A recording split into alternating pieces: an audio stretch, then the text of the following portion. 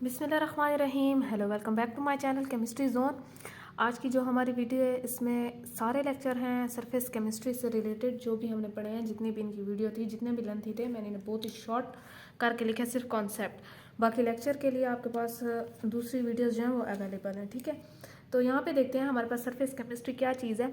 सबसे पहले जो है हमारे पास देखेंगे कि सरफेस केमिस्ट्री की डेफिनेशन क्या है। It refer to the study of phenomena occurring at the surface of substance, deal with the all type of surface phenomena। अगर सरफेस केमिस्ट्री की बात हो रही है, जो सरफेस होती है किसी भी चीज़ की, चाहे वो आप सॉलिड की कर लें, चाहे वो आप वैसे तो लिक्विड की जो सरफेस होती है उसके लिए जो है बहुत ही इम्पॉसिबल कह दें या रेयर केस कह दें या मुश्किल चीज़ कह दें, लेकिन हम जो मेनली सरफेस केमिस्ट्री पढ़ते हैं वो सॉलिड की पढ़ते हैं, क्योंकि उसकी एक अच्छी सी सरफेस हमें जो होती है वो मिल जाती है।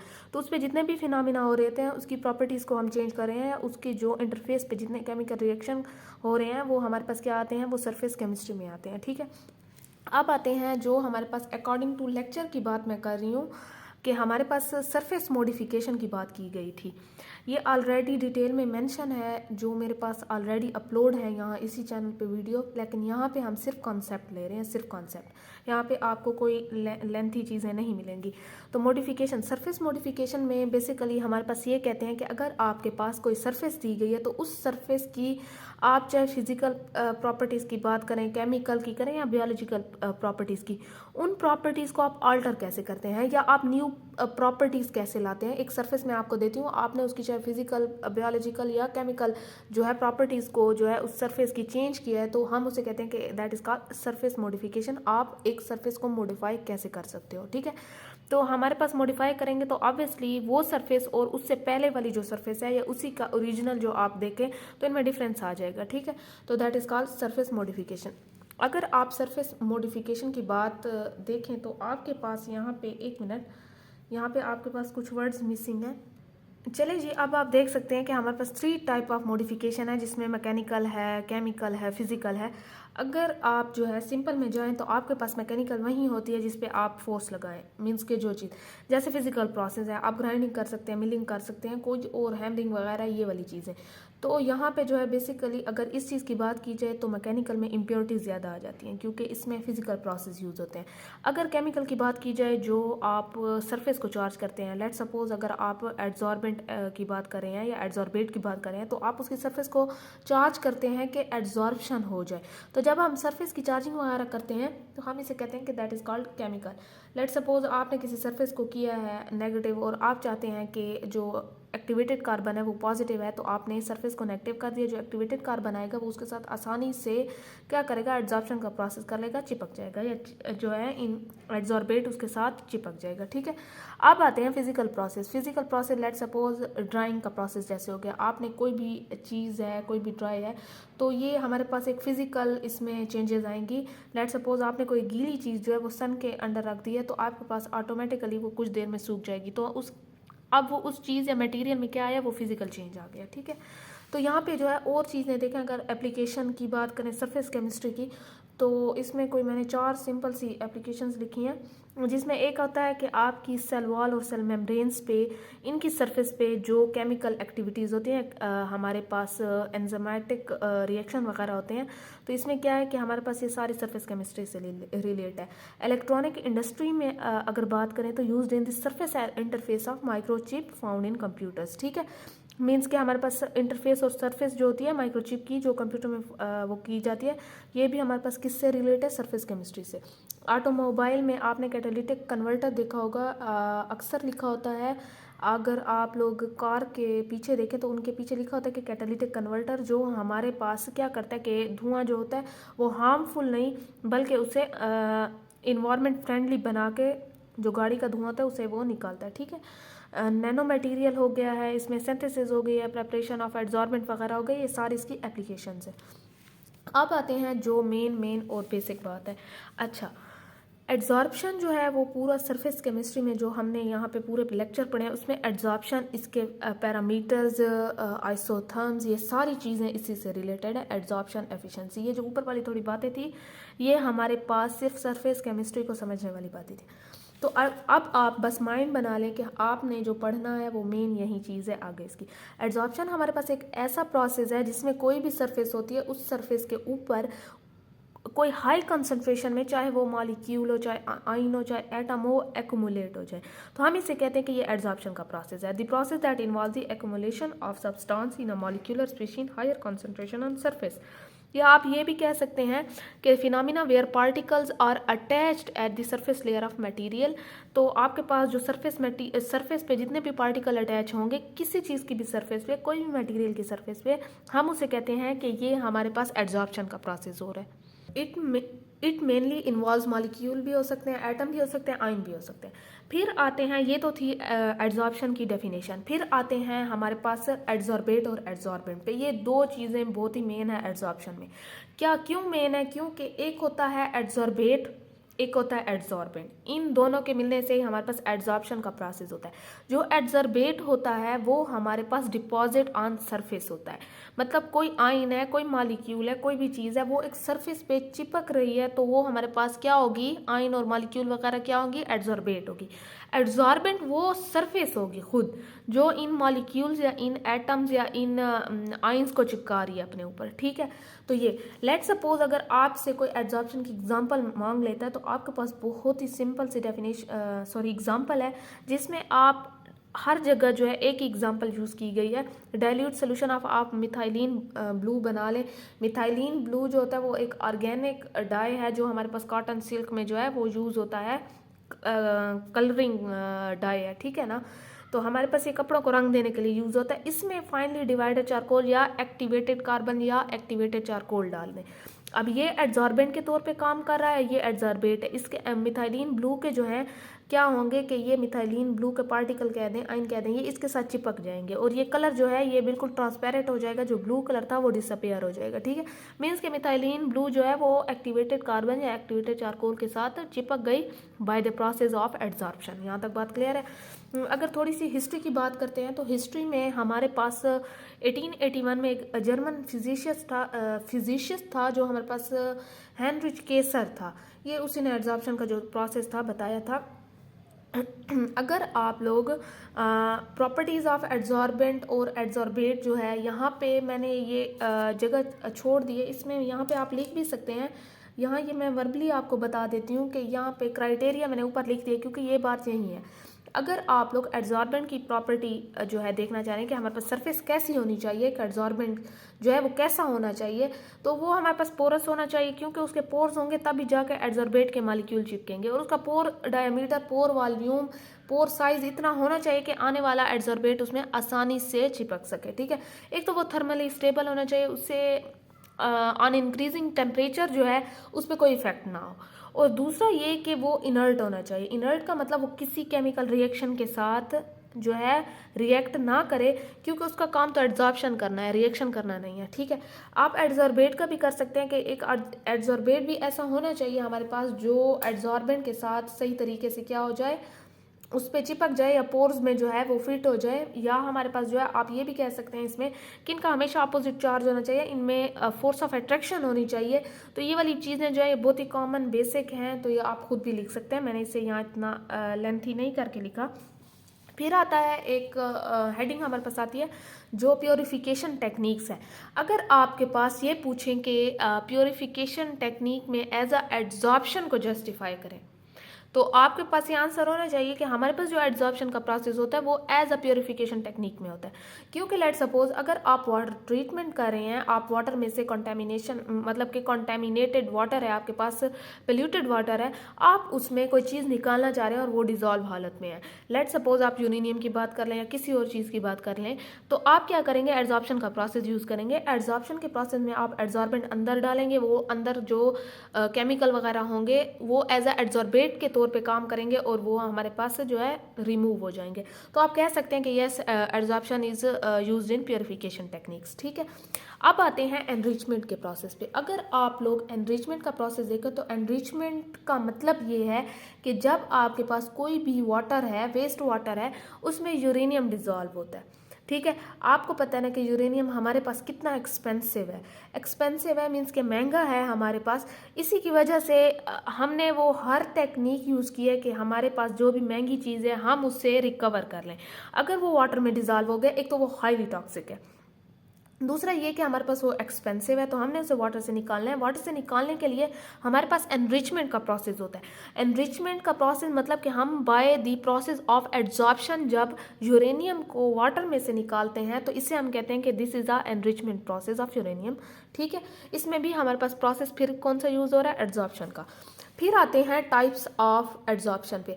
अगर आप लोग टाइप ऑफ एड्जॉर्प्शन देखें तो हमारे पास जो है क्या चीज़ है, एक फिजिकल है एक केमिकल है, बहुत ही सिंपल सी चीज़ है।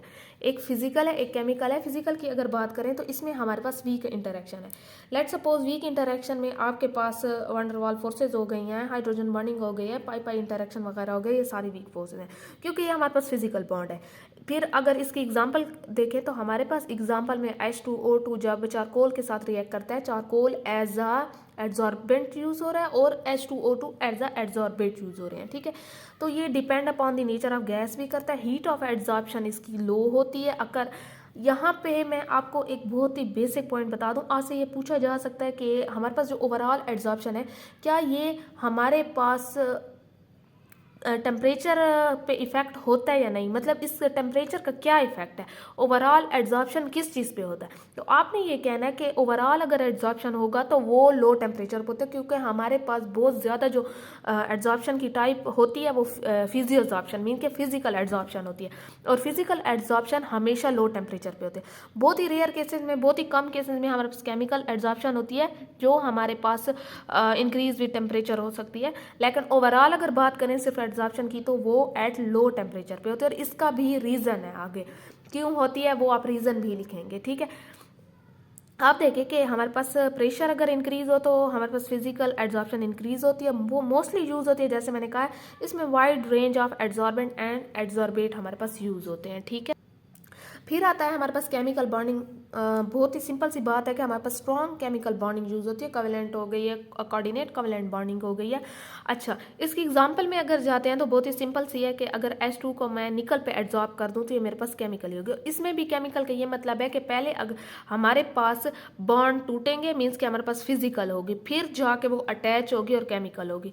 इसका एक पूरा प्रोसेस है जो मेरे पास डिटेल वीडियो में भी है कि हमारे पास वो कैसे होता है कि पहले फिजिकल होता है फिर जाके केमिकल होता है। ठीक है, ये इरिवर्सिबल हमारे पास प्रोसेस है। हीट ऑफ एड्जॉर्प्शन इंक्रीज होती है, इंक्रीज विद टेम्परेचर होता है, यूनिमॉलिक्यूलर लेयर इसमें फॉर्म होती है। ठीक है, और लिमिटेड एड्जॉर्बेंट और एड्जॉर्बेट यूज होते हैं।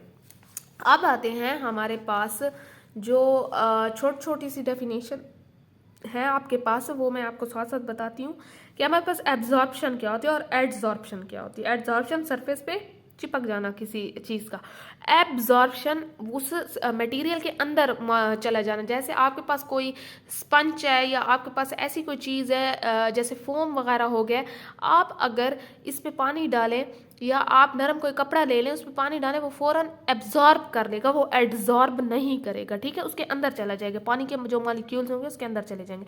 तो दैट इज कॉल्ड एब्जॉर्प्शन, जज्ब करना जिसे कहते हैं। तो accumulation of molecules within the bulk in higher concentration हम कह सकते हैं। इस पर ना तो कोई टेम्परेचर का इफेक्ट है, ये यूनिफॉर्म उस पर होता है। ठीक है, रेट पे। डिसॉर्प्शन का मतलब है रिवर्स ऑफ एड्जॉर्प्शन। अब एड्जॉर्प्शन में ये था कि हम सरफेस के ऊपर मॉलिक्यूल्स को, एटम को, आइंस को चिपका रहे थे, पार्टिकल्स को, लेकिन अगर उसी पार्टिकल और उन सारी चीज़ों को हम उस सरफेस से रिमूव करें तो दैट इज कॉल्ड डिसॉर्प्शन, जो रिवर्स है एड्जॉर्प्शन का। अब आते हैं जो मेन चीज़ है, जो बहुत ही बेसिक और बहुत ही लंबी लेंथी चीज़ जिनको लगती है, वो बहुत ही सिंपल वर्डिंग में मैंने यहाँ की है, एफिशिएंसी एड्जॉर्प्शन की। एड्जॉर्प्शन को हम कैलकुलेट कैसे करते हैं। ठीक है, अच्छा, सबसे पहले अगर मैं बात करूं विद रिस्पेक्ट टू, अगर मैं टाइम करती हूँ और फैक्टर करती हूँ तो मेरे पास किस चीज़ में होगी, वो परसेंटेज में होगी। अब मैंने एग्जांपल एक आपको बहुत ही सिंपल, हर जगह यही एग्जांपल यूज़ हो रही है कि मैंने एक सोल्यूशन लिया है Mb का जो नेगेटिव है और मेरे पास ये एक्टिवेटेड कार्बन है, लेट सपोज डिजॉल्व कर लिया। ठीक है, अब इसके यहाँ पे जो है मैंने सिर्फ ये एग्जांपल दिए, फिर आगे इसी चीज़ को यूज़ करेंगे। यहाँ पे देखें कि मेरे पास एड्जॉर्प्शन की जो एफिशिएंसी है उसके लिए 3 स्टेप्स होते हैं। पहले आपने स्टॉक सोल्यूशन बनाना है। स्टॉक सोल्यूशन का मतलब है 100 ppm सोल्यूशन तैयार करना है मिथाइलिन ब्लू का। फिर आपने standard formation, working on standard formation, मतलब उसमें से आपने 5 के डिफरेंस से लेना है। 15 ppm बनाना है, 20 ppm बनाना है, 25, 30, 35 ऐसे जहाँ तक जा सके। फिर हमने ये देखना है कि हमारा इतने जो हमने 15, 20 इसमें हमारा सूटेबल सोल्यूशन कौन सा है। अब सूटेबल सोल्यूशन को चूज़ करने का भी अपना एक तरीका है कि हमारे पास जो है इसमें कौन सा सूटेबल सोल्यूशन है। इसमें आप क्या करेंगे कि आपने यूवी करनी है, जितने भी आपने ये टेस्ट ट्यूब में डाले हुए हैं ये सारे, इनकी यूवी करनी है, इनका एक ग्राफ ऑब्टेन होगा। अब जो ग्राफ ऑब्टेन होगा आपके पास आएगा, आपने यूवी के बाद जो इसकी कंसंट्रेशन होगी वो होगी इनिशियल कंसंट्रेशन, हम उसे कहते हैं कि वो CI है, मीन्स के इनिशियल कंसंट्रेशन है। एड्सॉर्बेंट के ऐड करने से पहले, इस एक्टिवेटेड कार्बन के ऐड करने से पहले की जो इसकी है concentration, that is called initial concentration. फिर उसके बाद हमने क्या किया कि एड्सॉर्बेंट डाला, उसकी जितनी भी हमारे पास शेकिंग हुई 30 मिनट कर दें, घंटा कर दें, जितना भी उसकी शेकिंग का टाइम होगा स्टिर करने का वो हम कर लेंगे। फिर हम उसकी यूवी करेंगे, फिल्टरिंग करेंगे कि कोई एड्सॉर्बेंट का पार्टिकल वगैरह रह ना गया, तो वो फिल्टरिंग से बिल्कुल साफ हो जाएगा। हम अब फाइनल कंसंट्रेशन लेंगे। अब हमने क्या किया है कि इनिशियल भी ले लिया, फिर एड्सॉर्बेंट के बाद दोबारा यूवी करके हमने फाइनल भी ले लिया। फाइनल लेने के बाद हमारे पास बहुत ही बेसिक, ये फार्मूले को ना याद कर लें क्योंकि यही चीज़ है आपके पास, ठीक है। CI initial concentration minus CF over CI, ठीक है, मल्टीप्लाई बाय 100।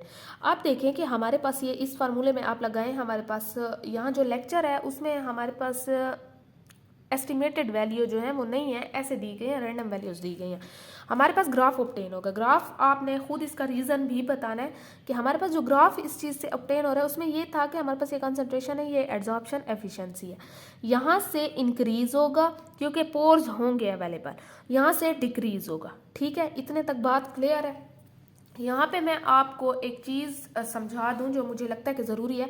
अगर आप एड्सॉर्प्शन की बात कर रहे हैं तो एड्सॉर्प्शन में ये होता है कि जब आप मिथाइलिन ब्लू में एक्टिवेटेड कार्बन डाल रहे हैं तो ये एक्टिवेटेड कार्बन के पास पोर्स होते हैं, ये पोरस सरफेस होती है, ठीक है। ये सरफेस बनाई ही ऐसी जाती है कि ये इसमें आके चिपक जाए, एडजस्ट हो जाए। तो मिथाइलिन ब्लू के जो मॉलिक्यूल होते हैं वो इसके आके पोर्स में एडजस्ट हो जाते हैं, ठीक है। तो एड्सॉर्प्शन का प्रोसेस ऐसे होता है। आप देखें अब हमारे पास बहुत ही बेसिक चीज़ आ रही है जो बैच एक्सपेरिमेंटेशन है, जो मेरे पास नोट्स में या पिछली वीडियो में थोड़ी सी लेंथी है क्योंकि वो विद नोट्स आपको प्रोवाइड किया गया था। बैच एक्सपेरिमेंटेशन किस चीज़ के लिए? हमारे पास दो चीज़ों के लिए बैच एक्सपेरिमेंटेशन होती है। एक होती है कि हम एफिशिएंसी चेक करें, एड्सॉर्प्शन की एफिशिएंसी चेक करें। दूसरा होता है कि हम कॉन्टैक्ट टाइम चेक करें, ठीक है। कि हमारे पास अगर कोई आपसे ये पूछ ले कि आपके पास कॉन्टैक्ट टाइम आप कहाँ से लेते हैं, ठीक है, ये क्वेश्चन आ सकता है कि आपको कॉन्टैक्ट टाइम किस चीज़ से मिलता है, तो आप ये कहते हैं कि हमें बैच एक्सपेरिमेंटेशन से कॉन्टैक्ट टाइम मिलता है, ठीक है। या आप ये कह सकते हैं कि ऐसा कौन सा वो आपसे ये भी पूछ सकते हैं कि ऐसा कौन सा प्रोसेस है जिससे आप एड्सॉर्प्शन की एफिशिएंसी चेक कर सकते हैं। तो आप तो पहले कहेंगे कि हमने एड्सॉर्प्शन की एफिशिएंसी चेक किया, उसमें तो सिर्फ फार्मूला था, ऐसी कोई एक्सपेरिमेंट था ही नहीं। तो यहाँ पे मैं आपको बता दूं कि वो बैच एक्सपेरिमेंटेशन है, बैच बाइंडिंग स्टडीज़ भी जिसे कहते हैं, ठीक है। आप देखें कि हमारे पास यहाँ से तीन चीज़ें हमें ऑब्टेन होती हैं। एक होती है कि एड्सॉर्प्शन की हमारे पास सिलेक्शन हो जाती है, ये आगे देखेंगे कि हम कैसे एड्सॉर्बेंट की सिलेक्शन करते हैं। आप एक चीज़ दोबारा से माइंड में रख लें कि हमारे पास यहाँ पे एड्सॉर्बेंट की सिलेक्शन करते हैं कि कौन सा एड्सॉर्बेंट अच्छा है। हमने जो पीछे एड्सॉर्प्शन एफिशिएंसी पढ़े हमने उसमें ये चीज़ पढ़ी है कि कौन सा पीपीएम सोल्यूशन सुटेबल है, ठीक है। वहाँ पे हमने पीपीएम जो है सोल्यूशन कौन सा सुटेबल है उसका अगर आपसे तरीका पूछ लेते हैं तो आपने ये कहना है कि हमने ऐसे 100 पीपीएम बनाना है, उनकी यूवी करनी है, फिर हमने उनके ग्राफ ऑब्टेन होंगे, फिर दोबारा एड्सॉर्बेंट डालना है, उसमें से जिसका भी ग्राफ जो है सुटेबल हुआ तो वो उससे हम जो है अपना वो करेंगे, मीन्स के जिसका ग्राफ अच्छा होगा, जिसकी वैल्यू ज़्यादा होगी, तो वो एक पूरा प्रोसेस है। बस आपने इतना बता देना है कि जिसका ग्राफ के हम जो है अकॉर्डिंग वहाँ से पीपीएम सोल्यूशन बनाएंगे या लेंगे हम कि कौन सा सूटेबल है। अब यहाँ पे बैच एक्सपेरिमेंटेशन में आपने ये बताना है कि कौन सा एड्सॉर्बेंट अच्छा है। जो हमने एड्सॉर्बेंट बनाने के तरीका भी 3 बताएंगे, फिर उसमें से चूज़ करने के भी, ठीक है। तो ये सिर्फ यहाँ पे ओवरऑल तरीका आपको बताएंगे कि कैसे आपने वो करना है, चेक करना है। फिर आते हैं स्टडी ऑफ एड्सॉर्बेंट और कॉन्टैक्ट टाइम, तो ये दो चीज़ें हमें मिल जाएंगी। आप देखें कि अगर आप विद रिस्पेक्ट टू फैक्टर कर रहे हैं या टाइम कर रहे हैं तो आप परसेंटेज में हमेशा इसे कैलकुलेट करेंगे, मीन्स के परसेंटेज का जो मैंने फार्मूला बताया पहले वहीं उसी में करेंगे। अगर आप आइसोथर्म्स की बात करें तो आप mg ओवर g मीन्स के ग्राम मिलीग्राम ओवर ग्राम में करेंगे, ठीक है। तो हमारा काम तो इससे है फिलहाल, इससे तो हम इसी को लेके चलेंगे। आप देखिए कि लेट सपोज मेरे पास यहाँ पे मिथाइलिन ब्लू का सोल्यूशन मैंने बनाया है डाइल्यूट सोल्यूशन एक्टिवेटेड कार्बन, ये देखें, ठीक है, उसमें डालूंगी एज एडजॉर्बेंट, वही पीछे वाली एग्जांपल है। अब यहाँ पे इस चीज़ को तो फिलहाल यहाँ पे छोड़ दें। अब इस एक्टिवेटेड कार्बन को भी बनाने के 3 तरीके हैं, ठीक है, समझे सिर्फ। अच्छा, फिर आप लोग देख सकते हैं कि मेरे पास, अगर लेट सपोज मैं एग्जांपल लेती हूँ, मेरे पास मिथाइलिन ब्लू का सोल्यूशन है और उसमें मैंने एक्टिवेटेड कार्बन डाला। इस एग्जांपल को तो चलें बाद में देखते हैं, यहाँ पे पहले देखते हैं कि ये जो एक्टिवेटेड कार्बन इस सोल्यूशन में डाल रहे हैं, इसके 3 कौन से ऐसे तरीके हैं इसे बनाने के। तो इसके लिए बड़े सिंपल से है कि एक आप एसिड ट्रीटमेंट करेंगे, इसे एसिड के साथ करेंगे, कोई स्ट्रॉन्ग एसिड ले लें, उससे जो है उसका डाइल्यूट सोल्यूशन बना लें और उसी में आप जो है एडजॉर्बेंट को 2 घंटे के लिए रख दें। तो आपके पास क्या होगा कि ये एडजॉर्बेंट को जो है रख लें तो एक्टिवेटेड कार्बन बन जाएगा हमारे पास। कौन सा एक्टिवेटेड कार्बन बन जाएगा? एसिड एक्टिवेटेड कार्बन बन जाएगा, जिसे हम AAC भी कहते हैं, ठीक है। एक होता है पॉलीमराइजेशन। अगर आपको पता हो कि आपके पास पॉलीमर क्या है तो वो आपके पास लंबी चेन्स होती हैं। अगर लेट सपोज आप किसी एडजॉर्बेंट के साथ इनको लगा दें और इनमें इस जो हमारे पास पॉलीमर चेन्स है इनमें इतने सारे पोर्स हों तो ऑब्वियसली हमारे पास एफिशिएंसी एडजॉर्बेंट की इंक्रीज़ हो जाएगी, ज़्यादा पोर्स आ जाएंगे। तो हम इन्हें कहते हैं PAC, पॉलीमराइजेशन एक्टिवेटेड कार्बन, ठीक है। दूसरा होता है कंपोजिट। अगर आप लोग ईस्टर या अमाइन के साथ, किस चीज़ के साथ, ईस्टर प्लस अमाइंस के साथ एडजॉर्बेंट को आप ट्रीट कर लें तो आपके पास CAC हमारे पास कंपोजिट एक्टिवेटेड कार्बन बन जाएगा, ठीक है। आपने ये देखा भी होगा शॉर्ट फॉर्म में।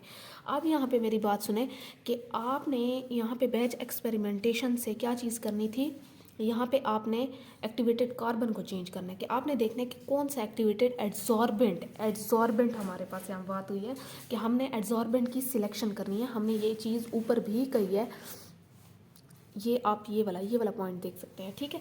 अब देखें कि हमारे पास यहाँ पे मेरे पास ये कितने बीकर हैं, 1 2 3 4, अब 4 हैं, इन सब में 10 ml सब MBM इसके मिथाइलिन ब्लू का सोल्यूशन है। लेकिन मैंने ऊपर से ये सारी चीज़ें चेंज किया। एक्टिवेटेड कार्बन, यहाँ एसिड एक्टिवेटेड कार्बन डाला है, यहाँ पॉलीमर एक्टिवेटेड कार्बन, यहाँ हमारे पास कंपोजिट एक्टिवेटेड कार्बन है और यहाँ मेरे पास सिर्फ एक्टिवेटेड कार्बन है। अच्छा, यहाँ पे मैंने सबका जो है 0.1 ग्राम लिया है। और अब हम इसके बाद क्या करेंगे, मेरा यहाँ समझाने का ये मतलब है कि आपके पास ये वाली चीज़ें चेंज होंगी, हमने इनको चेक करना है बाय बैच एक्सपेरिमेंटेशन। अब हम इनकी यूवी करेंगे, 3 आवर इनको स्टिर करेंगे, फिर इनकी यूवी करेंगे, फिल्टरिंग करेंगे, हम इनिशियल कंसंट्रेशन लेंगे, फिर फाइनल कंसंट्रेशन, जैसे मैंने पीछे बताया। पीछे बताने का मतलब ये था कि आपने ये स्टेप दोबारा करने हैं, बस आपने चीज़ें डिफरेंट फाइंड करनी है। लेट सपोज आप कभी एडजॉर्बेंट फाइंड करेंगे, कभी एडजॉर्बेट को देखेंगे, कभी PPM सोल्यूशन को देखेंगे, तो हम यहाँ पे एडजॉर्बेंट की सिलेक्शन करें, मीन्स कि ये ऊपर वाले जितने भी हैं ये एक्टिवेटेड कार्बन है और ये एडजॉर्बेंट है, हम इनकी सिलेक्शन करें। हम इनकी शेकिंग के बाद, इनकी यूवी करने के बाद हम इनकी इनिशियल कंसंट्रेशन लेंगे, फिर हम इनकी बात कर रही हूँ, फिर हम ये एक्टिवेटेड कार्बन इनमें डालेंगे, फिर दोबारा से स्टिर करेंगे 3 घंटे के लिए, फिर इनकी यूवी करेंगे, फिर इनको फिल्टर करेंगे और हमारे पास जो फार्मूला यहाँ दिया गया है यहाँ हम पुट करेंगे और वैल्यूज़ निकालेंगे कौन सा हमारे पास इसमें एडजॉर्बेंट अच्छा है, ठीक है। यहाँ हमें एक ग्राफ भी ऑब्टेन होगा। ग्राफ मैं आपको यहाँ से नोट से दिखा देती हूँ कि मेरे पास ये देखें, ये ग्राफ जैसे ऑब्टेन होगा तो हमें इस ग्राफ से पता चल जाएगा कि किसकी एफिशिएंसी ज़्यादा है, ठीक है। तो ये बहुत ही सिंपल है। अब यहाँ से हमें ऑप्टिमम टाइम मिल गया कि इतने जो है थोड़े से टाइम में हमारे पास ये वाला एडजॉर्बेंट अच्छा काम कर रहा है। इतनी बात क्लियर है। अब ज़रा आगे की तरफ चलते हैं। आगे हमारे पास आते हैं फैक्टर इफेक्टिंग एडजॉर्प्शन एफिशिएंसी। बहुत ही सिंपल सी बात है कि अगर मैं यहाँ पे पहला इसका जो फैक्टर है जो हमारे पास एडजॉर्प्शन की एफिशिएंसी पे इफेक्ट करेगा वो है कंटैक्ट टाइम। आपको कंटैक्ट टाइम जो है वो पीछे मिल चुका है किस चीज़ से, बैच एक्सपेरिमेंटेशन से। सिंपल सी बात लिखनी है यहाँ पे, थोड़ा सा ये बता देना है कि हमें बैच एक्सपेरिमेंटेशन से मिलेगा जिसमें हम मुख्तलिफ जो है एक्टिवेटेड कार्बन वगैरह बनाते हैं, ठीक है। तो इतना लंबा वो करने की ज़रूरत भी नहीं है। यहाँ पे इतना बताएंगे कि कंटैक्ट टाइम बेसिकली हमारे पास ऑप्टिमम टाइम होता है कि हम एक एडजॉर्बेंट और एडजॉर्बेट को शेक करें या उनका उतना टाइम कि वो आपस में बाइंड हो जाए और एडजॉर्प्शन हो जाए। तो हम कहते हैं कि हमारे पास the time in which adsorbent and adsorbate interact with each other. Let suppose हमारे पास अगर टाइम ज़्यादा आ रहा है तो हमारे पास एफिशिएंसी भी ज़्यादा आएगी, वो आराम से एक जो है अच्छी बाइंडिंग बना लेंगे, अपना बॉन्ड बना लेंगे, ठीक है। अगर हमारे पास टाइम कम है और तो एफिशिएंसी ऑब्वियसली हमारे पास कम आएगी, ठीक है। मीन्स कि हम ये भी कह सकते हैं एडजॉर्प्शन प्लस डिजॉर्प्शन जो है जब इक्वल हो जाएगी। यहाँ पे अगर आप क्वेश्चन में, हर पॉइंट में ग्राफ बनाए तो बहुत ही अच्छी बात है, बहुत ही अच्छी आपकी रिप्रेजेंटेशन हो जाएगी क्वेश्चन की। यहाँ पे देखें कि मैंने बहुत ही सिंपल सा ग्राफ बनाया कि ये टाइम है, अगेंस्ट टाइम मैंने किया है एड्जॉर्प्शन एफिशिएंसी को, यहाँ से इंक्रीज़ हो रहा है और यहाँ से डिक्रीज़ हो रहा है। अब रीज़न आपने खुद बताना है कि हमारे पास यहाँ पे इंक्रीज़ होगा, पोर्स अवेलेबल होंगे, फिर जो है पोर्स ख़त्म हो जाएंगे तो ऑटोमेटिकली हमारे पास डिक्रीज़ हो जाएगा, ठीक है, टाइम के साथ साथ। अब आती है दूसरा इनिशियल कंसंट्रेशन। इनिशियल कंसंट्रेशन में आपने यहाँ पे मेरी एक बात को समझें कि मैंने वहाँ पे ये वाली चीज़ चेंज की थी, एड्जॉर्बेंट चेंज किया था, क्योंकि हम वहाँ एड्जॉर्बेंट की सिलेक्शन कर रहे थे, ठीक है। उससे पहले हम जो है सोल्यूशन की सिलेक्शन कर रहे थे कि हम कौन सा पीपीएम सोल्यूशन करें, फिर हम एड्जॉर्बेंट की सिलेक्शन कर रहे थे। अब जो है हम इनिशियल कंसंट्रेशन की सिलेक्शन करें, किस चीज़ के? इनिशियल कंसंट्रेशन एड्जॉर्बेट के, जो हमारे पास बीकर में होता है। तो ऑब्वियसली इनिशियल कंसंट्रेशन की अगर मैं बात कर रही हूँ, जो हम इनिशियल कंसंट्रेशन यूवी करते हैं, उसकी अगर मैं बात कर रही हूँ, तो मेरे पास यही चीज़ चेंज होगी, बाकी सारी चीज़ें कांस्टेंट रहेगी। जिसको हम चेक करें वही चेंज होगा, बाकी सारी चीज़ें कांस्टेंट रहेंगी। ये मेरे पास सारा जो है पॉलीमर एक्टिवेटेड कार्बन मैंने 0.1 ग्राम ले लिया। यहाँ मैंने 10 ppm का एम बी लिया है सोल्यूशन, यहाँ 15 ppm का, यहाँ 20, 25, 30, 5 के डिफरेंस से मैंने मिथाइलिन ब्लू का सोल्यूशन लिया, ठीक है। अब मैंने ये चीज़ चेंज किया। यहाँ बेसिक कॉन्सेप्ट समझने के लिए मैं आपको ये चीज़ बता दूँ कि यहाँ पे ये जो है ये पूरा इसका कॉन्सेप्ट है।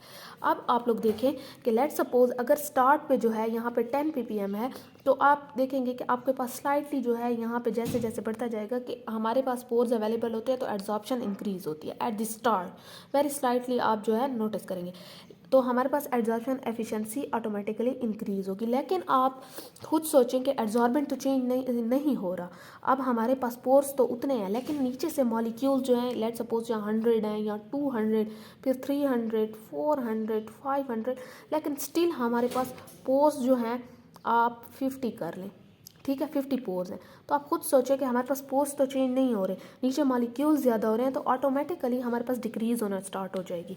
तो हमारे पास मॉलिक्यूल इंक्रीज़ हो रहे हैं, एड्जॉर्बेंट हमारे पास चेंज नहीं हो रहा, इसीलिए पोर्स हमारे पास लिमिटेड है, ठीक है, तो हमारे पास डिक्रीज़ होगा। अब ये मेरे पास कॉन्सेंट्रेशन है पीपीएम में और ये एफिशिएंसी है, परसेंटेज एफिशिएंसी एड्जॉर्प्शन की, तो मेरे पास बार ग्राफ है, ये इंक्रीज़ होगा, आप इसका रीज़न भी बता सकते हैं खुद, और फिर ये डिक्रीज़ होगा। आप इन चीज़ों को खुद से भी वो कर सकते हैं कि हमारे पास ऐसे इंक्रीज़ होगा, ऐसे डिक्रीज़ होगा। लेट सपोज आप खुद से पोर्स ले लें, ठीक है, जो कांस्टेंट होंगे और हमारे पास मॉलिक्यूल्स इंक्रीज होते जाएंगे। तो ये इसका रीज़न है कि हमारे पास इनिशियल कॉन्सेंट्रेशन कैसे इफेक्ट करती है कि पहले स्टार्ट में थोड़ा बहुत इंक्रीज आता है एड्जॉर्प्शन में, एफिशिएंसी में, लेकिन लास्ट में वो हमारे पास डिक्रीज होना स्टार्ट हो जाती है, क्योंकि हमारे पास इनिशियल कॉन्सेंट्रेशन इंक्रीज हो रही है, पोर्स इंक्रीज नहीं हो रहे, एड्जॉर्बेंट चेंज नहीं हो रहा, ठीक है। अब आगे देखते हैं, यहाँ पे आता है effect of dosages amount of adsorbent used for adsorption, ठीक है। बड़ी सिंपल सी बात है कि हमारे पास वहाँ पे अब एड्जॉर्बेट की बात हो रही थी, जो बीकर में था, जो चिपकने वाला था, सरफेस नहीं, ये जो होती है ये सरफेस प्रोवाइड करता है एक्टिवेटेड कार्बन ताकि ये चिपक जाए। तो अब ये वाली चीज़ हमारे पास सेम रहेगी। हमने यहाँ डोजेज की बात की है, तो आप डोजेज से हमेशा ये याद कर लें, इसके आगे डोजेज ऑफ एड्जॉर्बेंट लगा लें, पूरी हेडिंग एड्जॉर्बेंट, आपको ये नहीं भूलेगा, ठीक है। अब हमने ये ऊपर वाली चीज़ चेंज करनी है जो एक्टिवेटेड कार्बन है। अब यहाँ पे सबका 10 ml सोल्यूशन जो है वो मिथाइलिन ब्लू का मैंने ले लिया है 5 बीकरों में। एक में मैंने यहाँ पे डोजेज ऑफ एक्टिवेटेड कार्बन या एड्जॉर्बेंट चेंज किया, एक में 0.1 कर दिया, फिर 0.2, 0.3, 0.4, 0.5। यहाँ पे लेट सपोज मैंने आपको समझाने के लिए क्या किया है कि मैंने यहाँ पे 300 ये मॉलिक्यूल्स जो हैं इनके फिक्स हो गए, क्योंकि ये तो चेंज ही नहीं हो रहा, तो सबके 300 मॉलिक्यूल्स हो गए। लेकिन यहाँ पे 100 पोर्स हैं, इसकी फिर से थोड़ी ज़्यादा हमने कंसंट्रेशन की है, डोजेज की है, कंसंट्रेशन ही डोजेज की है, तो ये 200 हो गए, फिर 300 पोर्स हो गए, 400 हो गए, 500 पोर्स हो गए, ठीक है। अब हमारे पास ऊपर वाली चीज़ चेंज हो रही है, अंदर वाली जो है वो कांस्टेंट है, सोल्यूशन कांस्टेंट है। लेट सपोज 100 पोर्स हैं, ये 300 मॉलिक्यूल्स हैं, 100 पोर्स सिर्फ 100 मॉलिक्यूल्स को लेंगे, बाकी 200 बच गए। 200 को मॉलिक्यूल्स को लेंगे तो 100 जो है वो बच गए, फिर भी अब 300 और 300 मॉलिक्यूल्स जो है वो फुल हो जाएंगे। तो मैं कह सकती हूँ कि ये मेरे पास बेस्ट सोल्यूशन है या बेस्ट डोजेज है हमारे पास, क्योंकि जितने पोर्स थे उतने मॉलिक्यूल्स थे, ठीक है। तो 400 में पोर्स ज़्यादा हो गए, मॉलिक्यूल्स कम हो गए। अब मॉलिक्यूल्स कम है, पोर्स ज़्यादा है, तो ये वाली चीज़ जो है क्या होगा कि इसमें हमारे पास जो है हमें ऑप्टिमम कह सकते हैं या बेस्ट डोजेज मिल सकती है। अब इसका ग्राफ भी सेम है। अच्छा, डोजेज को काउंट करने के लिए आपके पास ग्राम ओवर मिलीग्राम होगा, और ये भी वैसे इंक्रीज़ होगी डिक्रीज़ होगी। आप एक एक बीकर को लेके डिस्कस कर सकते हैं, और ये कोई 2-3 पेजेस का सवाल बन सकता है कि हमारे पास ऐसे 100 होंगे, ये थी 300 होंगे तो बच जाएगा, और इस पे आएंगे तो आप खुद बताएंगे कि ये बेस्ट डोजेज है, क्योंकि हमारे पास ना तो पोर्स बचे ना मॉलिक्यूल्स बचे। इसके बाद इस ग्राफ को भी डिस्कस कर लेंगे कि ऐसे हमारे पास जो था ऊपर वाली चीज़ एड्जॉर्बेंट चेंज हो रहा था, एड्जॉर्बेट चेंज नहीं हो रहा था। इतनी बात क्लियर है। अब आते हैं इफ़ेक्ट ऑफ पीएच पे। अगर मैं पीएच की बात करूं तो मेरे पास सिंपल सी बात है कि पीएच में हमारे पास हमेशा एसिडिक, फिर न्यूट्रल, फिर बेसिक की तरफ जाते हैं। ठीक है, अब हमारे पास लेट सपोज मेरे पास कोई भी सोल्यूशन है मिथाइलिन ब्लू का, और मेरे पास ये एक्टिवेटेड कार्बन मैं उसमें डालना चाहती हूँ। ठीक है, तो मैं क्या करूँगी कि मैं इस सोल्यूशन को, मैं इसका पीएच चेंज करना चाहती हूँ, तो मैं इसमें 2 ड्रॉप जो है HCl के डाल दूँगी, तो मेरे पास पीएच क्या आ जाएगा, यहाँ पे pH = 5 है। ठीक है, तो मेरे पास 2 आ जाएगा। अब मैंने 1 ड्रॉप HCl का डाला है तो मेरे पास pH 5 आ जाएगा। न्यूट्रल में मेरे पास जो है, न्यूट्रल हमेशा 7 होता है। अब मैं अगर इसे बेसिक करना चाहती हूँ तो मैं 2 ड्रॉप्स NaOH डालूंगी, और फिर जो है इसका 9 हो जाएगा। फिर अगर 1 ड्रॉप डालती हूँ तो इसका 12 हो जाएगा। यहाँ तक बात क्लियर है। ये मैंने सिर्फ pH चेंज किया है। अब समझने वाली बात यहाँ पे ये है, तो यहाँ पे समझने वाली बात ये है हमारे पास कि अगर लेट सपोज यहाँ पे मेरे पास वो कहते हैं कि एड्जॉर्बेंट अगर पॉजिटिव है और मिथाइलिन ब्लू जो है वो नेगेटिव है, तो अगर मैंने इनमें क्या किया है कि एसिड डाल दिया है, या मैंने उसे जो है डिफरेंट या अपोजिट चार्जेस में कन्वर्ट कर दिया है, तो मेरे पास जो है क्या होगा कि अच्छी बाइंडिंग हो जाएगी, अच्छी एड्जॉर्प्शन हो जाएगी। अगर एसिडिक मीडियम है और मैं जो एड्जॉर्बेंट डाल रही हूँ, तो वो क्या होगा कि वो प्रोटोनेटेड हो जाएगा, पॉजिटिव आ जाएगा। और लेट सपोज मेरे पास मिथाइलिन ब्लू नेगेटिव है, तो इनकी में ज़्यादा इंटरेक्शन होगी, और ज़्यादा इंटरेक्शन होने की वजह से हमारे पास एफिशिएंसी ज़्यादा आएगी। या मैं कि ये कहती हूँ कि लेट सपोज अगर मेरे पास जो सोल्यूशन है उसका मटेरियल जो है वो क्या चीज़ है, वो मेरे पास नेगेटिव है, तो मैं क्या करूँगी कि मैं देखूँगी कि इसकी एफिशिएंसी किस चीज़ में ज़्यादा है। ऑटोमेटिकली आपको ये चीज़ समझ आ जाएगी कि अगर ये नेगेटिव है तो ये पॉजिटिव के साथ जो है एफिशिएंसी ज़्यादा करेगी। अगर लेट सपोज ये नेगेटिव है, यहाँ से कर लेते हैं, तो ये मैं पॉजिटिव डालूंगी। ठीक है, लेकिन ये भी नहीं होता कि हर मटेरियल जो है वो एसिड में अच्छा काम करे। कोई कोई ऐसा भी होता है कि हमारे पास वो बेसिक में भी अच्छा काम करता है। लेट सपोज मेरे पास मिथाइलिन ब्लू का सोल्यूशन जो है वो पॉजिटिव में है। ठीक है, कैटायनिक डाई है, तो हमारे पास जो है अब बेसिक डालने से क्या होगा कि अच्छी एफिशिएंसी आएगी। अगर मैं दोनों का जो है वो नेगेटिव है और मैंने यहाँ पे NaOH डाल दिया है, तो ऑब्वियसली यहाँ भी नेगेटिव होगा या दूसरा भी नेगेटिव हो जाएगा, तो मेरे पास नेगेटिव नेगेटिव हमेशा रिपेल करेगा। नेगेटिव नेगेटिव के रिपेल होने से मेरे पास एड्जॉर्प्शन की एफिशिएंसी डिक्रीज होगी। ठीक है, आपने एक चीज़ याद रखनी है कि लेट सपोज ये नेगेटिव है अगर, तो आपने यहाँ पे HCl डालना है, तो पॉजिटिव हो जाएगा, तो अच्छी वो होगी। अगर ये पॉजिटिव है तो ऊपर से NaOH डाल देना, ये नेगेटिव हो जाएगी, क्योंकि NaOH में हमारे पास OH नेगेटिव है ना, और HCl में हमारे पास H पॉजिटिव है। तो ये तो आपको पता है, बहुत ही बेसिक चीज़ें हैं। तो चलें जी, अब यहाँ पे आते हैं हमारे पास एजिटेशन रेट इफ़ेक्ट है हमारे पास। इसका मतलब होता है कि ये शेकिंग।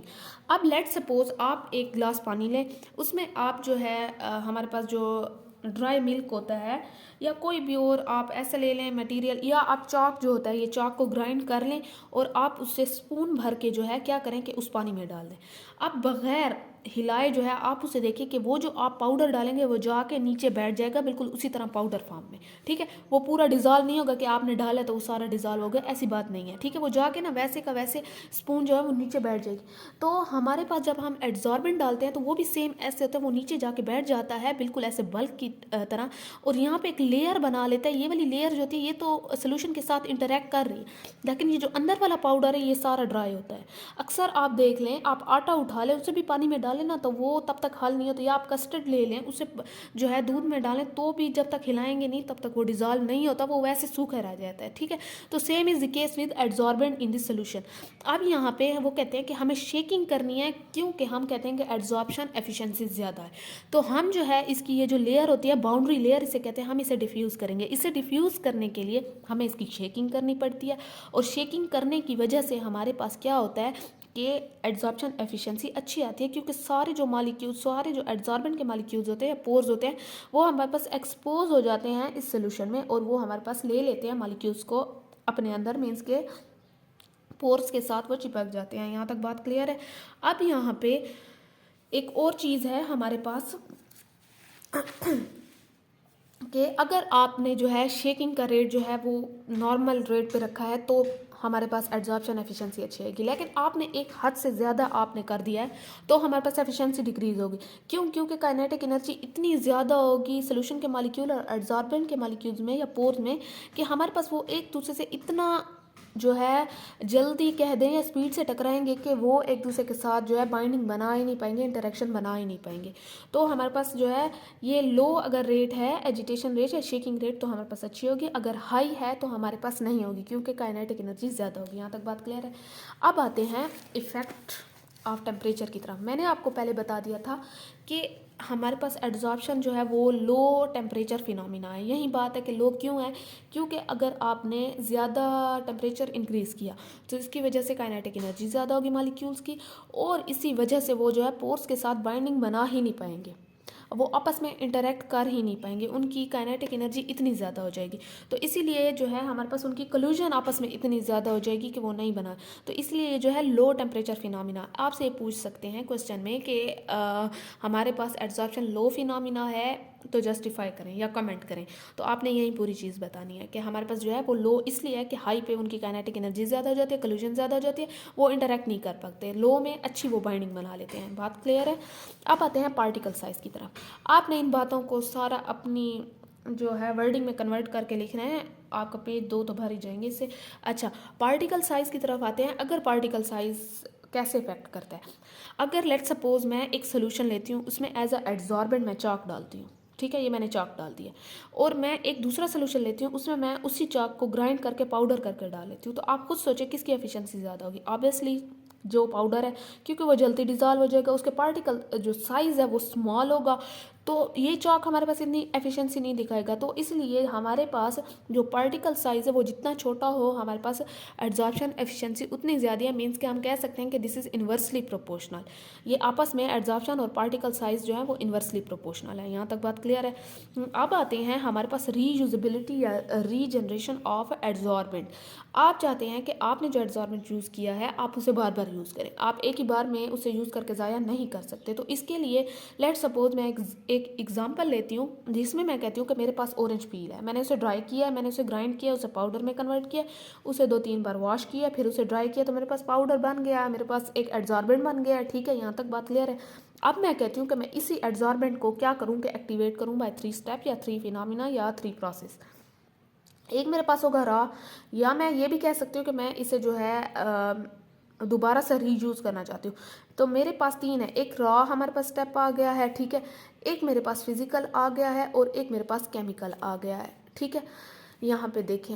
हाँ, अब मेरे पास रॉ में ये है कि लेट सपोज अगर आपने कोई एड्जॉर्बेंट यूज़ किया है तो आप उसे जाएंगी वॉश करेंगी। अगर वो एसिडिक से है तो आप बेसिक से उसे वॉश कर लें, अगर वो बेसिक मटेरियल है तो एसिडिक से कर लें, आप उसे वॉश कर लें। ठीक है, तो आपके पास जो है वो 2-3 बार वॉश कर लें, आप दोबारा उसे यूज़ कर सकते हैं, रीयूज़ कर सकते हैं। ठीक है, अब फिज़िकल की बात करूँ तो मेरे पास जो है फिज़िकल एक्टिवेशन की बात करूँ तो मेरे पास इसमें क्या चीज़ है, इसमें हमारे पास एच बॉन्डिंग आ जाता है। एच बॉन्डिंग मीन्स कि हमारे पास वीक इंटरेक्शन भी आप कह सकते हैं। तो हमें ये पता चल जाएगा कि अगर मेरे पास ये वीक इंटरेक्शन है तो ये इजीली डिस्पर्स हो जाएगा। कि लेट सपोज अगर मेरा इंटरेक्शन जो है किस चीज़ का, एड्जॉर्बेंट और एड्जॉर्बेंट का लाइक हाइड्रोजन बॉन्डिंग उनके दरमियान है, तो मुझे ये पता चल जाएगा कि अच्छा ये इजीली डिस्पर्स हो जाएंगे। ठीक है, ये इजीली जो है हमारे पास सोल्यूशन में डिजॉल्व हो जाएंगे। लेट सपोज आपने अगर ये हमारे पास एक तो होता है, आपने फिजिक्स पढ़ी होगी ना, सेम वही केस है।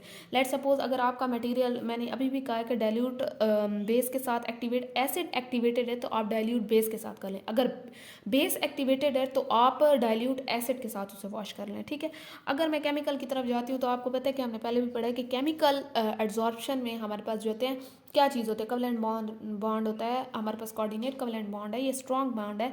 तो यहाँ पे एसिड ट्रीटमेंट को हटा दें, यहाँ पे लिख लें। ठीक है, तो हमारे पास जो है यहाँ पे इनकी it is difficult so the reverse esterification is used. हमारे पास यहाँ पे रिवर्स एस्टरिफिकेशन यूज़ होती है। ठीक है, by hydrolysis the covalent bond breaks and adsorbent is recovered.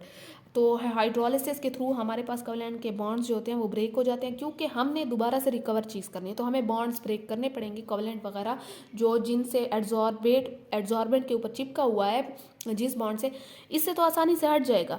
Let's suppose मेरे पास सरफेस है, उसके ऊपर पोर्स जो है, पोर्स में हमारे पास मॉलिक्यूल्स हैं और मुझे ये पता है कि ये जो है हाइड्रोजन बॉन्डिंग, ये वीक इंटरेक्शन है, आसानी से हट जाएगा। मैं इसे सिंपल से जो है वॉशिंग भी करती हूँ, या मेरे पास जो है इसे मैं कैसे करती हूँ कि मैं अगर ये पॉजिटिव है तो मैं इसे जो है नेगेटिव के साथ डाइल्यूट बेस के साथ वो कर देती हूँ, तो ये पॉजिटिव इसके साथ चिपक जाएगा। ये मेरे पास एड्जॉर्बेंट जो है वो दोबारा से, ये जो एड्जॉर्बेंट है ये दोबारा से मेरे पास आ जाएगा। लेकिन यहाँ पे तो बहुत ही स्ट्रॉन्ग बॉन्ड है, ठीक है, यहाँ पे तो कोवैलेंट बॉन्ड है, तो मुझे इसके लिए रिवर्स एस्टरिफिकेशन करनी पड़ेगी या फिर हाइड्रोलिसिस करनी पड़ेगी, जिसकी वजह से इसके बॉन्ड ब्रेक होंगे और फिर मेरे पास दोबारा से क्या चीज़ आएगी, एड्जॉर्बेंट मेरा रिकवर हो जाएगा। इतनी बात क्लियर है। अब जो है, अब हमारे पास यहाँ पे अच्छा, आप जो है ये भी है कि अगर आप वॉश करते हैं दोबारा एक चीज़ को तो उसकी थोड़ी बहुत एफिशिएंसी में चेंज आएगा। ये मत कहें कि अगर उसकी 100% एफिशिएंसी पहले राउंड में थी तो वो दूसरे जो है प्रोसेस या दूसरी बार में भी उसकी वही हो, तो थोड़ा बहुत डिक्रीज़ आएगा, ठीक है। तो यहाँ पे जो है एक चीज़ ये है कि हमारे पास ये बहुत ही डिफ़िकल्ट है, इसीलिए हम जो है फिजियोजॉर्प्शन ज़्यादा यूज़ करते हैं, ये रेयर केसेस में होती है या बहुत ही कम उसमें देखा जाता है। तो फिजियोजॉर्प्शन हमारे पास मोस्टली और वाइडली यूज़ है, ठीक है, यहाँ तक बात क्लियर है। चलें जी, उसके बाद आपके पास आता है एड्जॉर्प्शन आइसोथर्म्स, जो सबसे इम्पोर्टेंट टॉपिक है। एक हमने पैरामीटर्स पढ़े हैं, मींस के फैक्टर्स पढ़े हैं, पैरामीटर फैक्टर एक ही चीज़ है, ठीक है, हमने वो पढ़े हैं। एड्जॉर्प्शन पढ़ा है, थोड़ी सी उसकी एप्लीकेशन हर चीज़ को देख ली है। अब जो है एड्जॉर्प्शन आइसोथर्म की अगर बात करते हैं तो हमारे पास पहले हम मैकेनिज़्म पढ़ेंगे कि हमारे पास एड्जॉर्प्शन किस मैकेनिज़्म के थ्रू होती है। उस मैकेनिज़्म को समझने से पहले जो है हमें आइसोथर्म्स पढ़ने पड़ेंगे, ठीक है। हमारे पास आइसोथर्म्स मॉडल्स होते हैं जो आप रिसर्च करेंगे तो उन पर ये अप्लाई करते हैं, स्पेशली जो फिज़िकल के स्टूडेंट्स हैं। अब यहाँ पे देखें कि हमारे पास एड्जॉर्प्शन आइसोथर्म को की कुछ ऐसी प्रॉपर्टीज़ हैं या कुछ ऐसे पॉइंट्स हैं जो हम आइसोथर्म से पहले पढ़ेंगे।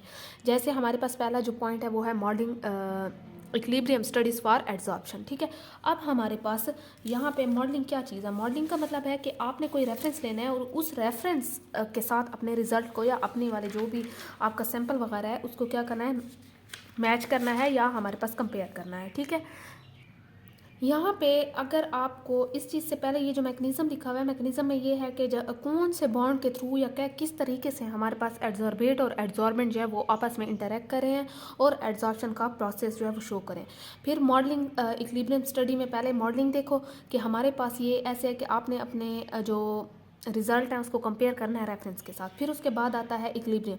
अब इक्विलिब्रियम में बेसिकली हमें क्या मिलता है कि या क्या इसमें होता है, हमारे पास यहाँ पे हमें कॉन्टैक्ट टाइम और कंसंट्रेशन स्टडी के बारे में हम बात करते हैं कि हमें ये कैसे ऑब्टेन हुआ है। तो ये है modelling equilibrium studies of adsorption. Modelling क्या है कि रेफरेंस के साथ कंपेयर करना है। इक्विलिब्रियम क्या है कि equilibrium it consist of contact time, ये हमें कॉन्टैक्ट टाइम देता है which is obtain from batch binding study. हमारे पास आपको पता है कि हमारे पास जो बैच एक्सपेरिमेंटेशन थी उससे कॉन्टैक्ट टाइम मिल रहा था, और हम जो है कंसंट्रेशन स्टडी के बारे में पढ़ते हैं, इनिशियल कॉन्सेंट्रेशन, तो वो हम ऑलरेडी डिस्कस कर चुके हैं, ठीक है। अब हमारे पास आती है करेक्टराइजेशन टेक्निक्स। करेक्टराइजेशन में हमारे पास करेक्टराइजेशन क्यों की जाती है, क्योंकि हमारे पास हम कहते हैं कि हमारे रिज़ल्ट की वैलिडेशन हो जाए कि हमारा रिज़ल्ट सेम है या ट्रू है या फेक है, तो ये चीज़ जो है वैलिड करने के लिए हम करेक्टराइजेशन टेक्निक्स करते हैं। करेक्टराइजेशन टेक्निक्स भी बहुत सारी हैं, जैसे FTIR हो गया, XRD हो गया, NMR, ये सारी चीज़ें जो है, ये SEM हो गया, PET हो गया, ये सारी क्या हैं, करेक्टराइजेशन टेक्निक्स हैं, ठीक है। अब हमारे पास इस करेक्टराइजेशन टेक्निक्स को मेनली करने का मतलब होता है वैलिडेशन ऑफ रिज़ल्ट। इस चीज़ को स्किप कर दें, ऊपर वाली को, ये जो हमारे पास ये वाली है, डायरेक्ट FTIR पे आ जाएं। हमारे पास FTIR जो होता है वो स्पेशली फंक्शनल ग्रुप डिटेक्शन के लिए होता है। हर करेक्टराइजेशन टेक्निक की एक अपनी प्रॉपर्टी है। लेट्स सपोज हमारे पास जो FTIR है ये हमारे पास किस लिए किया जाता है कि हमने अगर कोई फंक्शनल ग्रुप की डिटेक्शन करनी है। लेट्स सपोज मैंने सैंपल जो है वो इनिशियल पहले रखा है एड्जॉर्बेंट डालने से पहले, तो मेरे पास पीक्स कुछ और आएंगी। मैंने एड्जॉर्बेंट डाला है और उसके बाद उसकी FTIR करवाई है, तो मेरे पास पीक्स अलग आएंगी क्योंकि उसमें फंक्शनल ग्रुप वगैरह शो हो जाएंगे।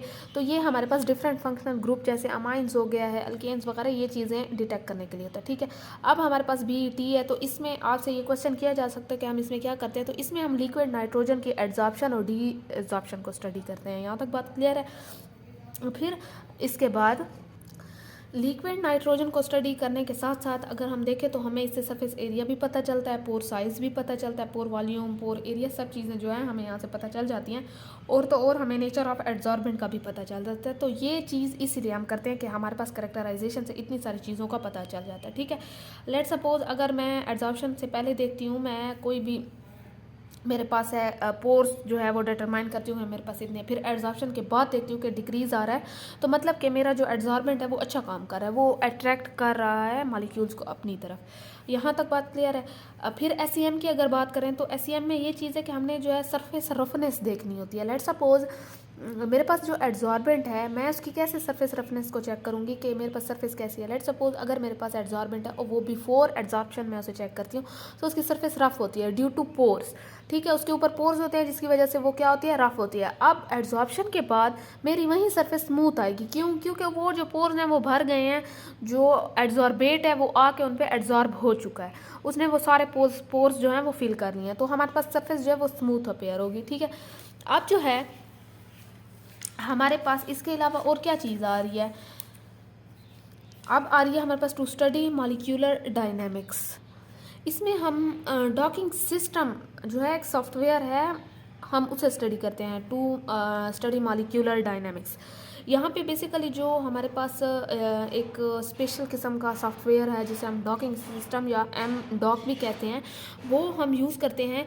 हम क्यों यूज़ करते हैं और इसमें क्या करते हैं? क्योंकि हमारे पास वैसे तो बहुत से डिफरेंट से जो हैं सॉफ्टवेयर यूज़ होते हैं इन प्रोसेसेस में, या आप रिसर्च करें, आप इसमें बहुत से जो हैं डिफरेंट किस्म के सॉफ्टवेयर करेंगे, लेकिन इसमें एक जो बहुत इंपॉर्टेंट किस्म का है वो है डॉकिंग सिस्टम।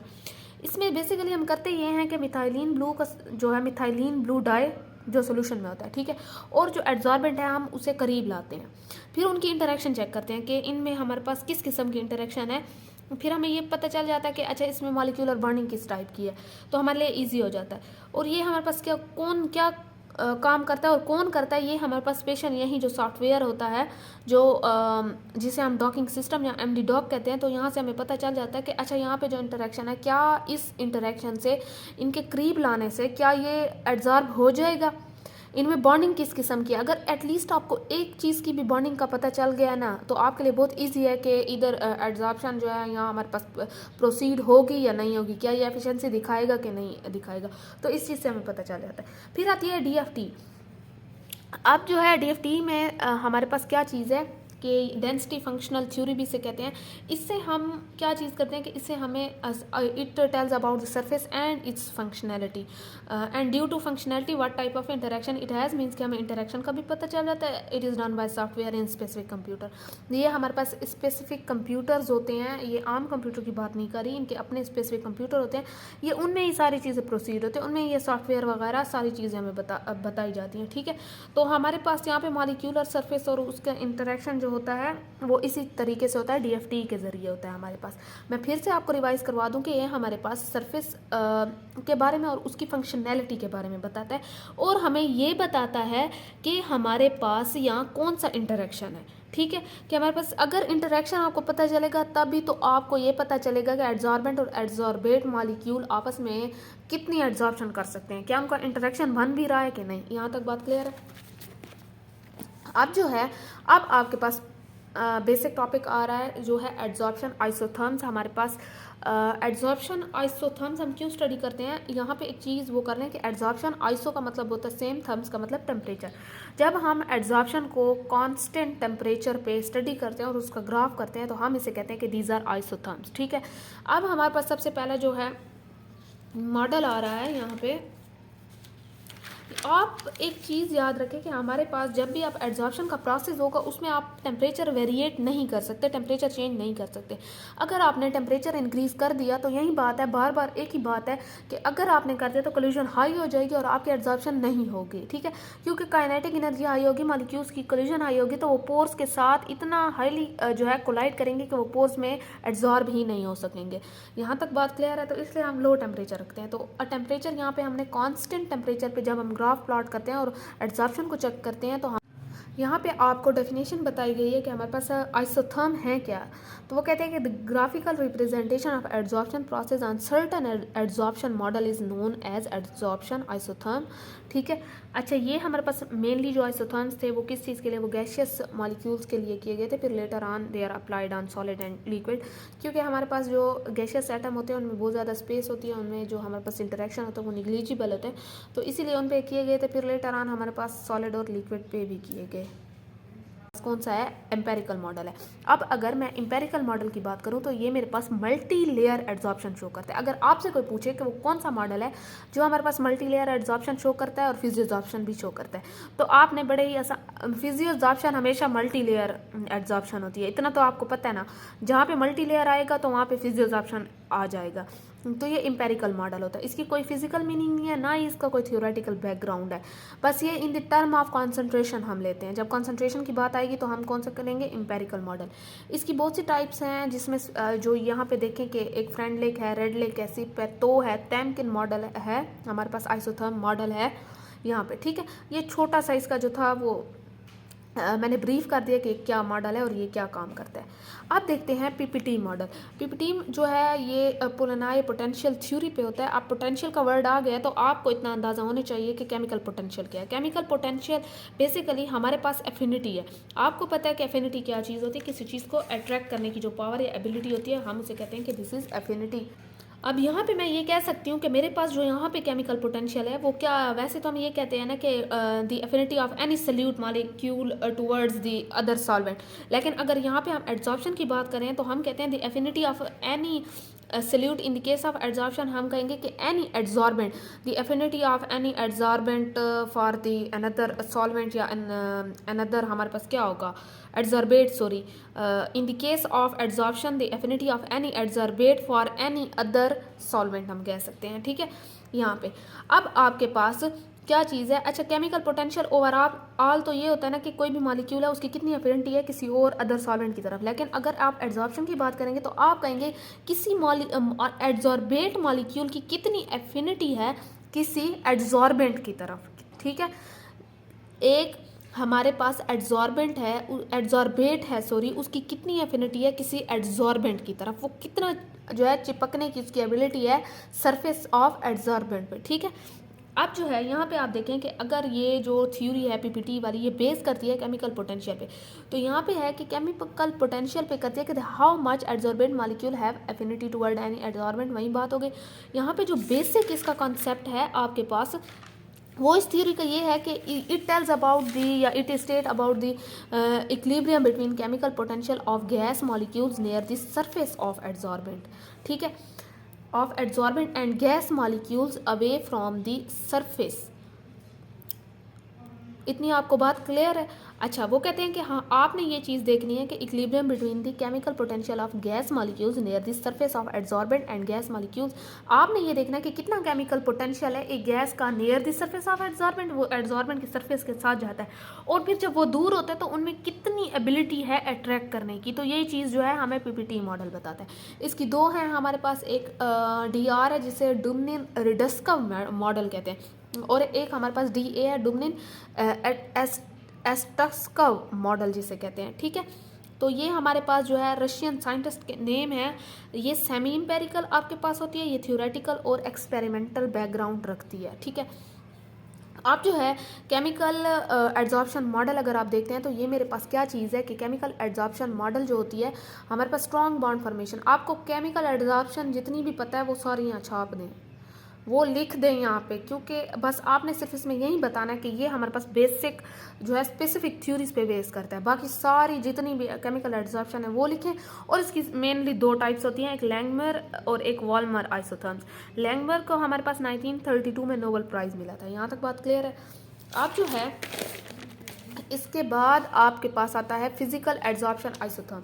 ये फिजिकल एड्जॉर्प्शन जितनी भी है वो सारी लिख लें कि हमारे पास वीक इंटरेक्शन की बेस पे होता है, मल्टी लेयर होता है। हमारे पास केमिकल वाला जो है वो मोनो लेयर होता है। ठीक है, और इसकी दो टाइप्स हैं, BET मॉडल और अर्नोश मॉडल, बस ये।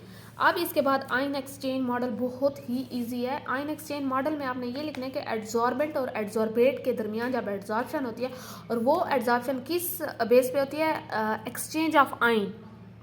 एक्सचेंज या कोई दे रहा है और अगला ले रहा है, तो इस एक्सचेंज ऑफ आइन के थ्रू जो एड्जॉर्प्शन होते हैं हम उसे कहते हैं कि दिस इज आइन एक्सचेंज एड्जॉर्प्शन मॉडल।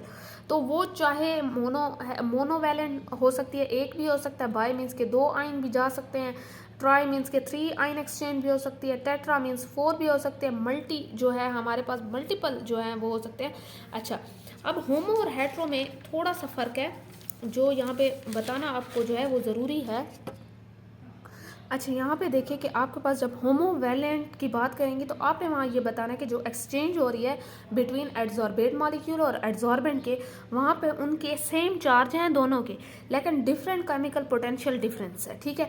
और अगर हेट्रोवैलेंट की बात करेंगे तो आप ये कहेंगे कि हमारे पास जो बोथ आइन है ना उनके चार्जेस डिफरेंट हैं जो एक्सचेंज हो रहे हैं, ठीक है। हेट्रो में तो डिफरेंट किस्म के होंगे ना, तो उनकी क्या होंगे कि डिफरेंट चार्जेस होंगे, लेकिन उन सबका केमिकल पोटेंशियल जो है वो सेम होगा, ठीक है।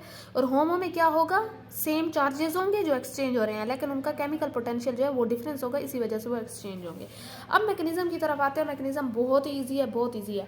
आपने पहले पढ़ी है ना कि फिजियोजॉर्प्शन, कीमियोजॉर्प्शन और ये ऊपर जो अभी आयन एक्सचेंज मॉडल पढ़ा है, इन तीनों चीज़ों को डिफाइन करके लिख दें कि वो एड्जॉर्प्शन जो केमिकल जो है बॉन्डिंग के थ्रू होता है, स्ट्रॉन्ग बॉन्डिंग जैसे होता है। इसमें हमारे पास जो है मल्टी लेयर होती है, केमिकल में तो आपके पास मोनोलेयर होगी। अगर फिजिकल की बात करेंगे तो आप कहेंगे कि मल्टी लेयर होगी। अच्छा, फिजिकल में आप एग्जांपल ये लिख सकते हैं कि एक्टिवेटेड कार्बन, लाइक हमारे पास चारकोल वगैरह हो गया, एग्रीकल्चर बेस हमारे पास हो गए, कोई भी चीज़, या ऑरेंज पील वगैरह हो गया, तो ये आपके पास फिजिकल एड्जॉर्प्शन में आ जाएगा। यहाँ तक बात क्लियर है। अच्छा, और ये हमारे पास वीक इंटरेक्शन के थ्रू होता है। बाकी हमारे पास इसकी क्या होती है, मल्टी लेयर होती है। आप केमिकल की तरफ आ जाए तो आप कहेंगे कि हमारे पास बॉन्ड फॉर्मेशन होती है, ये मोनोलेयर होता है, ये स्ट्रॉन्ग इसमें होता है, covalent bonding, coordinate covalent bonding होती है। और हमारे पास अगर इसकी जो है एग्जाम्पल लिखते हैं तो हमारे पास आप लिख सकते हैं कि कोई भी अगर एड्जॉर्बेंट है या पॉलीमर है वो activated by any functional group होता है, या आपके पास जो है कोई ऐसा कर लें, रीज़न कर लें, और ये जितनी पॉलीमर, रीज़न, ये सारी इसमें क्या होती हैं, ये एग्जांपल हैं किस चीज़ की, केमिकल एक्टिवेटेड उसकी कार्बन की। अब इसमें जो है आप, अच्छा, केमिकल एक्टिवेटेड कार्बन में भी ये है कि वो बहुत फिजिकल भी होंगे और केमिकल बेस भी होंगे, लेकिन जो उनकी केमिकल एक प्रॉपर्टी होगी ना वो ज़्यादा डोमिनेट करेगी, जिसकी वजह से वो केमिकल एड्जॉर्प्शन में आ जाएंगे, ठीक है। अब due to exchange, ion exchange होगा, तो आप ये कहेंगे कि वो हमारे पास एड्जॉर्प्शन जो आयन एक्सचेंज के थ्रू होती है, तो यही उसका मैकेनिज्म है कि एक जो है आयन आ रहा है उसकी जगह और दूसरा जो है वो जा रहा है। मीन्स के बहुत ही सिंपल सी बात है। अब इसकी एप्लीकेशन की अगर बात करते हैं तो एप्लीकेशन में अकॉर्डिंग टू लेक्चर हमारे पास 2 था, एक इक्विलिब्रियम डिस्ट्रीब्यूशन थी और एक फ्रेंडलिक आइसोथर्म था। अगर आप इक्विलिब्रियम डिस्ट्रीब्यूशन की बात करते हैं तो वो कहते हैं कि इक्विलिब्रियम बिटवीन एड्जॉर्प्शन और डीजॉर्प्शन जो है वो हमारे पास एड्जॉर्प्शन की कैपेसिटी को डिफाइन करता है। लेट्स सपोज आपके पास एड्जॉर्प्शन और डीजॉर्प्शन एट द सेम टाइम हो रहे हैं, तो आप कह सकते हैं कि ये इक्विलिब्रियम हमारे पास हो रहा है, ठीक है। तो इसी चीज़ से हमें क्या चीज़ पता चलती है कि एड्जॉर्प्शन की कैपेसिटी पता चलती है। जो हमारे पास लैंगमर आइसोथर्म था वो भी हमारे पास यही इक्विलिब्रियम को और मैक्सिमम एड्जॉर्प्शन की कैपेसिटी को शो करता था, ठीक है, ऑफ एड्जॉर्बेंट। इसके अलावा हमारे पास जो लैंगमर है वो क्या चीज़ है, वो मोनोलेयर है, बीईटी मल्टी लेयर है, ये सारी चीज़ें जो है ये यहाँ वहाँ की बातें थी, ये भी इसी में थी। अच्छा, लैंगमर हमारे पास जो आइसोथर्म है वो हमें किस चीज़ के डायमेंशनैलिटी और length of multi layer adsorption के बारे में बताता है। ये एक चीज़ माइंड में रख लें। बाकी इससे हम मोनो लेयर सरफेस एरिया भी कैलकुलेट कर सकते हैं। फिर आता है फ्रेंडलिक आइसोथर्म। ये हमारे पास मल्टी लेयर होता है, ठीक है। इससे हम जो है membrane, it describe isotherm describe the membrane adsorption भी हमें ये बताता है। इसका कुछ इतना खास नहीं बताया गया लेक्चर में, तो ये छोटे छोटे से पॉइंट्स है जो एप्लीकेशन में आपके पास यूज़ हो रहे हैं। तो यहाँ पे सारे जितने भी A to Z जितने भी सरफेस केमिस्ट्री के लेक्चर थे वो यहाँ तक कंप्लीट हो गए हैं। बड़ी बेसिक बातें और मेन पॉइंट मैंने बताए हैं, ठीक है। तो आई होप सो आपको समझ आ गई होगी। अगर फिर भी नहीं आई तो आप मुझे कमेंट सेक्शन में बता सकते हैं। चलिए जी, अल्लाह हाफिज़।